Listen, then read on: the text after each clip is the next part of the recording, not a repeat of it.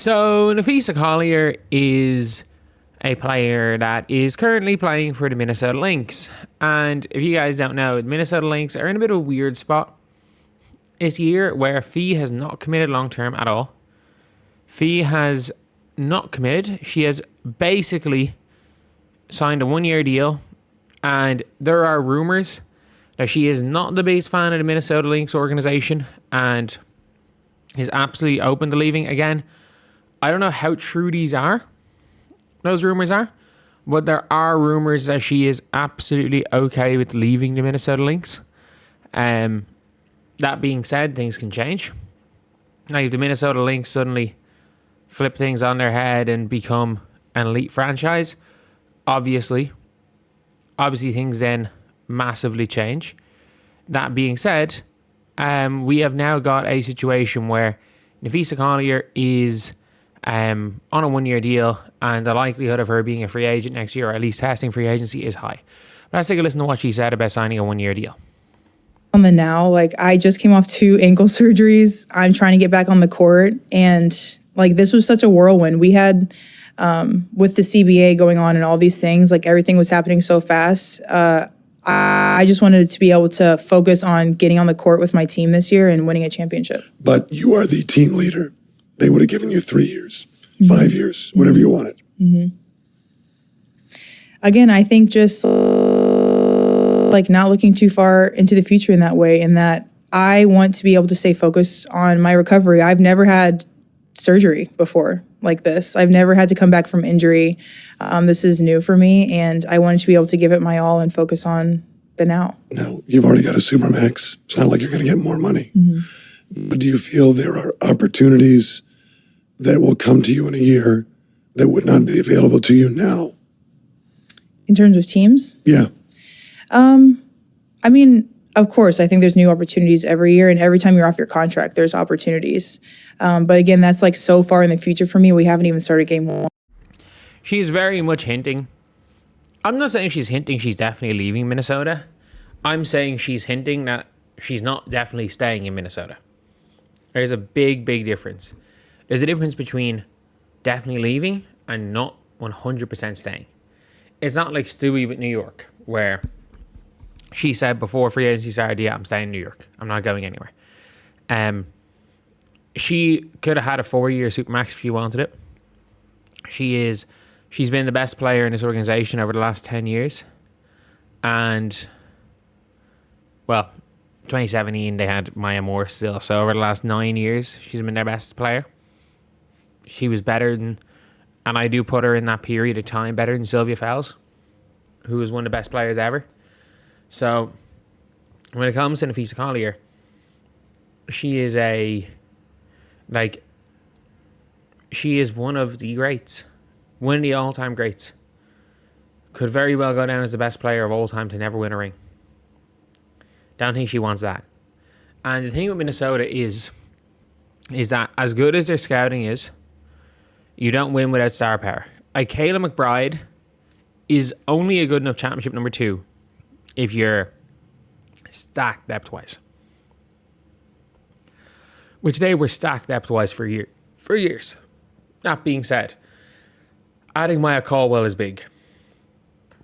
And a lot of people are pointing at where she could go. Teams that will be able to afford Napheesa Collier next year in free agency are Indiana, if they let Kelsey Mitchell walk. Indiana can afford Fee because the likelihood of Caitlin taking a pay cut to bring in Fee is quite high. Indiana can afford Napheesa Collier. Portland can afford her, obviously. Toronto can't. Or Toronto can. Tammy's on a 1-year deal, but she's not going to sign there. The Sun can afford her. The Mystics can afford her. The Wings can't afford her. People are saying, she'll go to the Wings. The Wings cannot afford her. And if there's rumblings that Napheesa Collier is going to the Wings, teams, you're going to have to give up assets to get off Enrique. You're going to have to give up assets to get off Jess Shepard. The Wings have 2 really bad contracts on their team in Enrique and Jess Shepard, and 1 not great contract on their team in Alana Smith. And they're all tied down for multiple years. So it becomes really difficult to to get off those contracts. And it becomes more difficult in a year. And the Liberty can't afford her. The Aces can't afford her. The Mercury might be able to afford her. They might be able to work out some way, but they have Sammy Whitcomb signed up for 2 years. The Mercury maybe can. But I don't see her wanting to play with Alyssa Thomas. So, Fever might be a thing. Fever 2027 might be a thing. And obviously this is a player that, when it comes to the Indiana Fever, ironically, I think what the bullshit the Fever are doing right now, by like basically guaranteeing a bunch of spots to washed vets, is possibly a reason why Fever won't come to Indiana. Because I'm being real. Maya Caldwell is as good as Lexi Hull.